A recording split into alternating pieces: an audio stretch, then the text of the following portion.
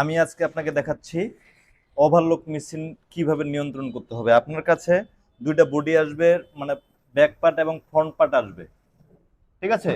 Back part এবং front part আসবে। যখন ব্যাক পার্ট এবং ফ্রন্ট পার্ট আসবে, এই দুইটা মিলে এক জায়গায় যখন আসবে, ওটার নাম হচ্ছে অ্যাসেম্বলি।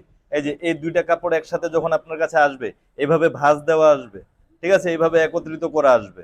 এভাবে যখনই আসবে তখনই হয়ে যাবে এটা অ্যাসেম্বলি। কথা বুঝতে পারছেন? আপনি মোটামুটি হারে যেহেতু মেশিন নিয়ন্ত্রণে আসছে, আপনার মেশিন চালাতে পারেন, শুধুমাত্র প্রসেসগুলো জানলে হয়ে গেল।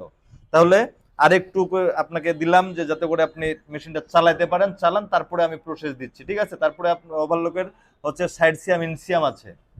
কথা বুঝতে পারছেন?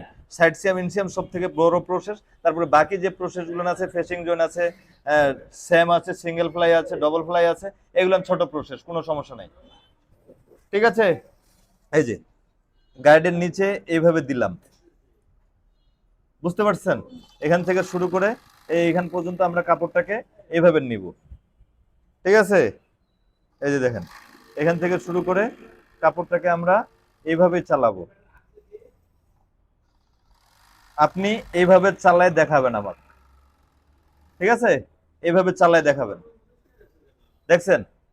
এই যে গেল, এই যে এটাও আসবে, এইভাবে আসবে, এইভাবে আসবে, এইভাবে আসবে, এখান থেকে শুরু করে দেখেন, এই যে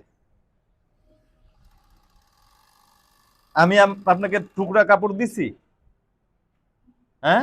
অবশ্যই নতুন কাপড় দিছি। এইভাবে কাজ শিখাই আমি নতুন কাপড় দিয়ে, বুঝছেন?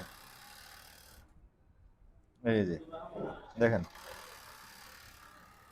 এভাবে ওভারলক মেশিনটা আপনি চালাবেন, আমি দেখবো আপনি চালান।